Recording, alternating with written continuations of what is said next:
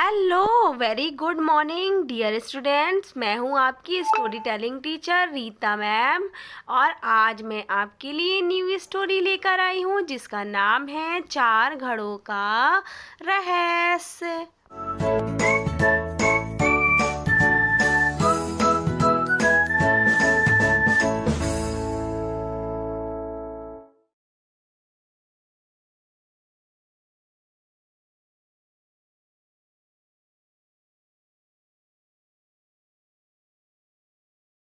बच्चों, प्रतापगढ़ नामक राज्य में राजा शूरवीर नामक राजा राज्य किया करते थे। वे बहुत बूढ़े हो चुके थे। उनके चार बेटे थे। जब उनके बेटे छोटे थे तो उनमें बहुत प्यार था। वे आपस में लड़ते झगड़ते नहीं थे, खूब प्रेम से रहा करते थे। अरे छोटू, तुम्हारी थाली में कुछ भी नहीं है। नहीं भैया, मेरी थाली में कुछ नहीं है। चलो चलो, कोई बात नहीं। हम तीनों मिलकर थोड़ा थोड़ा खाना तुम्हें दे देंगे जिससे तुम अपना पेट भर लो। जी भैया। इस तरह से बच्चों, वे राजा उनके आपसी प्रेम के कारण बहुत खुश थे।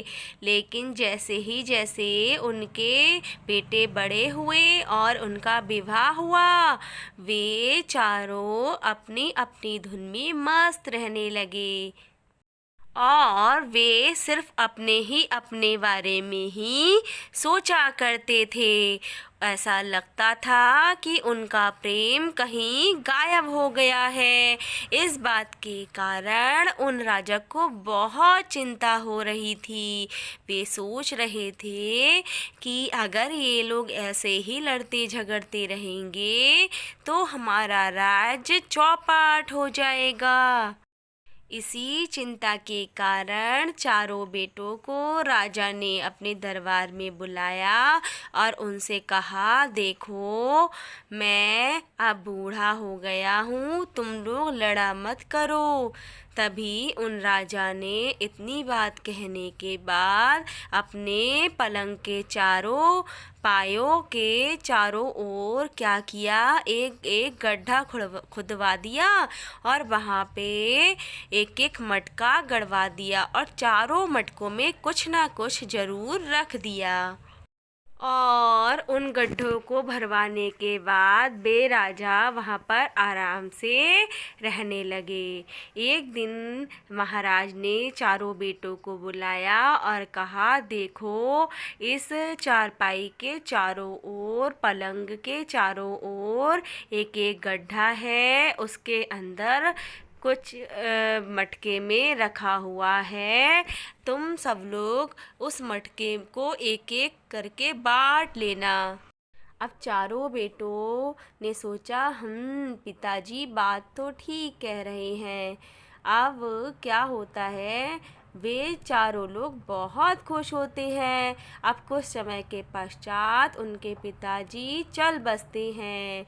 उनका अंतिम संस्कार करने के बाद वे चारों बेटे उस महल में लौटते हैं और कहते हैं कि इस पलंग के चारों ओर खुदाई करवाई जाए।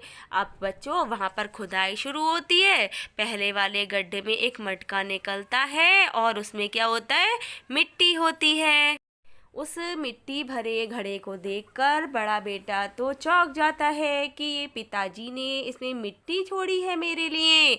अब ऐसे ही दूसरा गड्ढा जो है खुदवाया जाता है। उसमें क्या होता है, कुछ हड्डियां पड़ी हुई होती हैं जानवरों की। तो दूसरा बेटा कहता है, अरे ये क्या है, इसमें मेरे पिताजी ने सूखी हड्डियां छोड़ी हैं। ये मेरे किस, क्या पता इन चारों घड़ों का कुछ ना कुछ रहस्य जरूर हो। इतना कहने के बाद चारों जो भाई होते हैं वे जाते हैं राजा के पास। अब राजा चारों मटकों का राज उनके सामने कहता है कि पहले मटके में मिट्टी है, इसका मतलब है कि पहले वाले भाई को ज़मीन मिलेगी। दूसरे वाले मटके में है हड्डियाँ, इसका मतलब है कि जितने भी जंगली जानवर हैं उन पर उसका राज्य होगा। और जो तीसरा मटका है उसमें है थोड़ा सा अनाज, इसका मतलब जो भी खेत खलिहानों में जो धान है वो मिलेगा तीसरे बेटे को। और जो चौथा मटका है उसमें है चांदी के सिक्के, इसका मतलब जो भी उनके राज्य में कर के रूप में वसूला जाएगा रुपया पैसा वो मिलेगा चौथे बेटे को।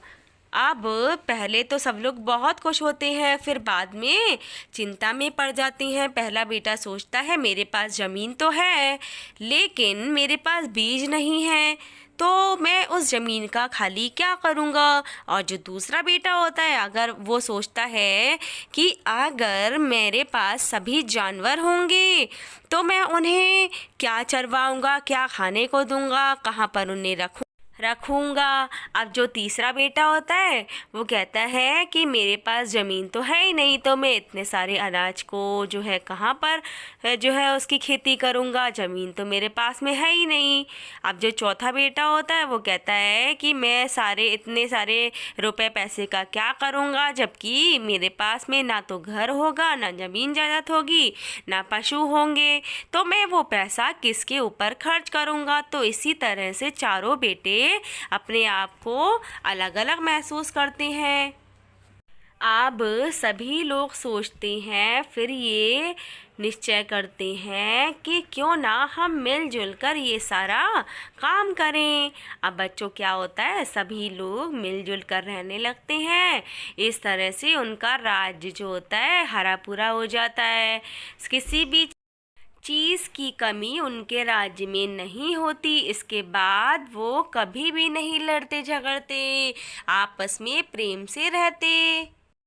तो इस तरह से देखा बच्चों आपने कि हमें एक दूसरे की आवश्यकता कभी ना कभी पड़ती है, तो इसीलिए हमें मिलजुल कर रहना चाहिए, कभी भी किसी से लड़ना झगड़ना नहीं चाहिए। यही है आज की स्टोरी का मोरल। प्यारे बच्चों, अगर ये स्टोरी आपको अच्छी लगी हो तो इसे लाइक एंड शेयर करना ना भूलें। बाय बाय बच्चों।